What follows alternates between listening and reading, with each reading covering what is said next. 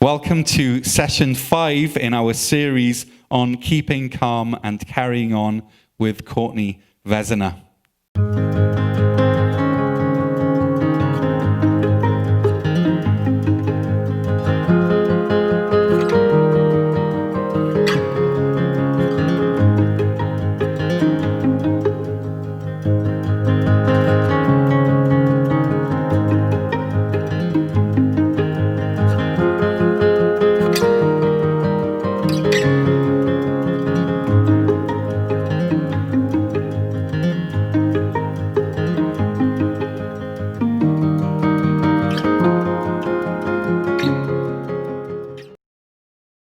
Would you say then that we're becoming more empathetic as a society, or not?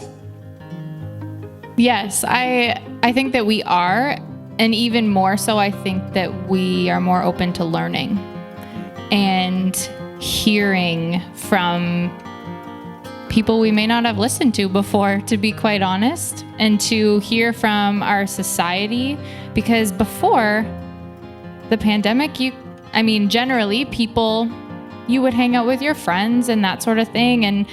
But the pandemic has sort of opened our world in a strange way to acknowledging more of what's going on a global basis and seeing who's around us and hearing what they have to say and valuing people. Yeah, it really has become like the grand equalizer, right? Is that never before in living memory have we gone through something, you know, as a community, as a society, as a nation, where literally everyone else in the world can say, "I know what you mean," like that, and which is hard in some ways because no one's able to play the trump card and say, "Well, you don't know what kind of a week I've had." Well, actually, I do know what kind of a week you've had because I've had a similar thing, and really it's just the degrees of the severity of the impact, right? It's a funny place to be in a world where we are all united in something that we can all empathize with each other. How do you keep mentally well and physically well and spiritually well? Well, I think all of those elements are very, very entwined with one another. So what I try to do is to balance my life.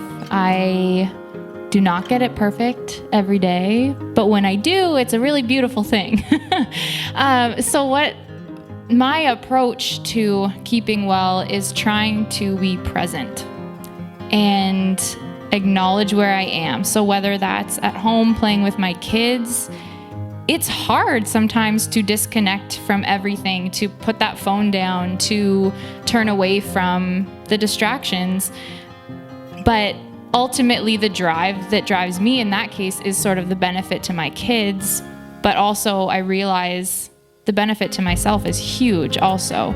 The fact of just slowing yourself down and being present, being in whatever moment you're in, right here, noticing how my feet feel on the floor, noticing that I'm the strength of my body standing up, even like the ridges in this wood table, just noticing these things can ground you and feel more present. So the way that I approach trying to keep myself well is to try and really be wherever I am, and that includes mentally, physically, emotionally. Sometimes wherever I am gets a bit overwhelming. A good example would be dinner time at my house is insane. So sometimes Patrick, he'll notice and he'll send me for a little bike ride, and that in a physical way and a mental way, it can clear your mind, and giving yourself that out or having a partner who gives you those outs is huge. And again, just the being present, I think it's valuable. Yeah, it was actually when you were saying that, I suddenly realized I was standing on a cord. And suddenly I felt the cord under my feet, and of course it was there the whole time, but I'd not acknowledged it, and I'd not realized that it was there. And so I find that really. So what does being present and what does actively being present, we can call it mindfulness, right?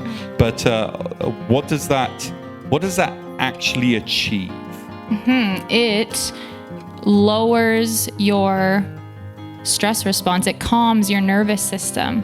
So what it does is, let's say you come into a situation, all of us have a million thoughts running through our heads all the time. And when you're mindful, when you're present, you're allowing your body to kind of reset and recharge and to go from up here where we kind of live right now, and you're allowing yourself the opportunity to slow down, to notice, to breathe a little more fully, and to calm that everything about you.